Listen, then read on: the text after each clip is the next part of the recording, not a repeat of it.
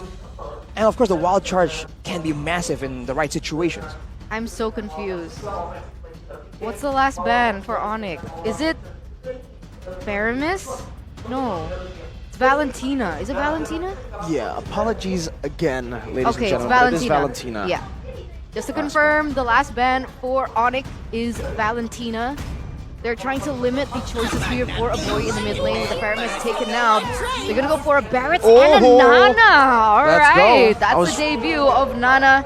Personally, as a Nana player, I'm very happy to see it on the competitive stage. But Onic will come back and answer that with a Yuzong last pick.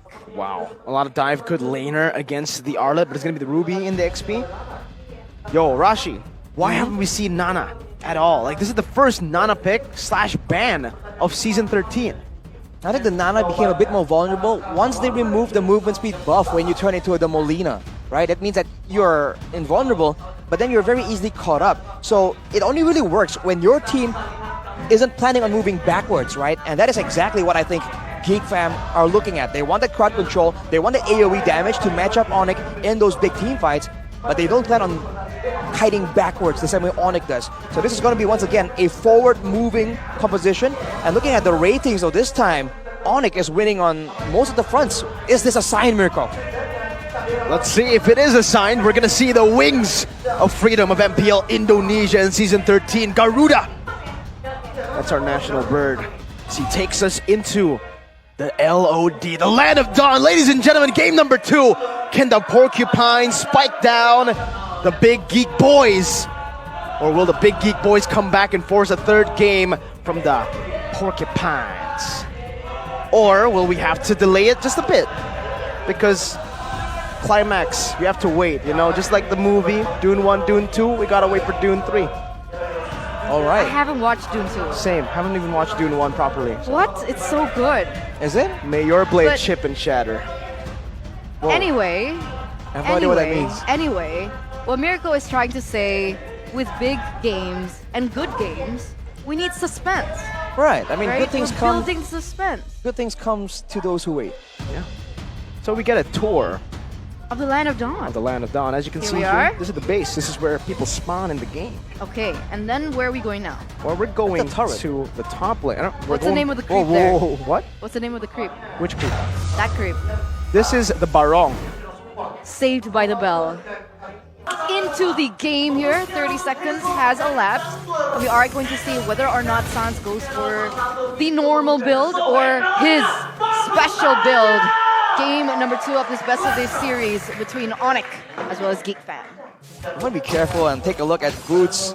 Boots' emblem, man. It's a quantum charge, not a Brave Smite. So in the lane, less sustained, but afterwards, he's gonna be a menace just chasing down the backline. As Onic can secure the lethal right there, already a small victory that usually does add up. And you can see the clear battle has begun. And I do think Vexana is just top tier in that department. And looking at the other side, right? A boy on the Nana goes for the Flicker. So despite all the CC coming in from Onic, he's still confident enough to go in for that spell, but Hazel's confident in this. Oh, nom nom nom. Detonants welcome Hazel. First blood picked up by Samsung Galaxy. What a great gank there. Great awareness from Hazel to just hold on and channel that ultimate. Wait for Boots to really use all his cards and then go in.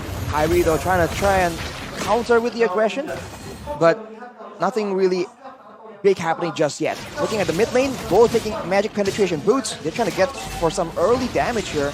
Might be contesting for this turtle. I do think it does favor Onic though. Geek might want to be a bit careful here. I think it comes down to that level 4 power spike, right? Boots is a bit behind Kyrie though. A good gang into the Petrified Furious dive, but Luke is still able to actually flicker out. Did he get the tough boots already? Yeah, he did. Wow. Super fast tough boots to get out of that position of the CC. But here we are, both of the junglers going to be getting their eyes on the next neutral objective. Turtle, half health. Black Dragon form into the back, no Petrify for Boots. He is doing a good job at zoning, and my goodness, Sans is the lead for Loyski, but Kyrie is very, very low, has to reset the Turtle. It's a nom up with the death to his welcome, but Keyboy gets spat out now with the power of nature. He wants to go for a big smack onto Hazel, a wall as well, and the tree wins out against the dinosaur. Beautiful execution by Onic there. Gonna be able to zone out the members of Geek Fam as well as get Hazel out of the board completely, even though Kyrie was already very low on health in that earlier parts of the game. The two big fighters, man, Fredrin and Yu Zong, is just such a nightmare, especially when you just hit level 4. That Black Dragon form definitely scattered Geek Fam away. And even though Kyrie was so low, it was looking a bit sketchy there for just a bit, but his team was able to just zone everyone out.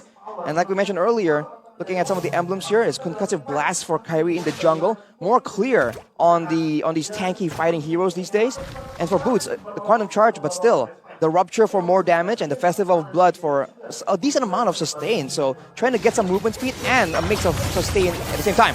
Walled, oh my god, not just walled. Beloisi got deleted. That's a whole lot of burst, man. Oh my god. Did not expect that damage. You know what? Yeah, I was about to say, I think Sans is going for the cooldown build because we took a look at the emblems and it wasn't Wilderness Blessing as the second sub emblem, and then you saw just now that he picked up the Enchanted Talisman, so it's a Vexana Sans special. We'll see if he goes to the Fleeting Time, because sometimes they go for the Enchanted Talisman into a glowing one. That's a popular build that a lot of players in the MPL, especially MPL ID, has been building so far. So we'll see if he builds through with that. But for now, Onic has a lot of damage, a lot of crowd control, and sometimes we barely get to finish our sentences before someone from Geek Fam gets sniped out. Especially now that their roamer doesn't really have an escape tool, they have to be very careful here, especially walking towards the bushes. Okay, let's take a look at the player's gold here. CW still #1 on the charts, followed by Sans. Chadera a bit behind in that lane. That was supposedly a winning lane for the carry. Almost like CW just learned from game #1, and now he knows, okay, I can't win in trades, maybe I'll farm somewhere else, I do something different, and he's really working well in this second game as the turtle spawns. Once again, Onic try and control, but look at the flank coming from Beloyski here, puts Onic in a weird spot. Look at the burst down though, Boy's already super low, and Boots is flying on the way to him under the turret as well.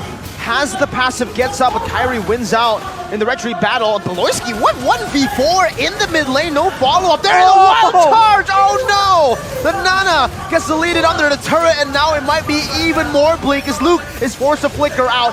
Another burst damage coming down from CW, but he's still able to sustain out with the Brave Smite. My lord, Onic just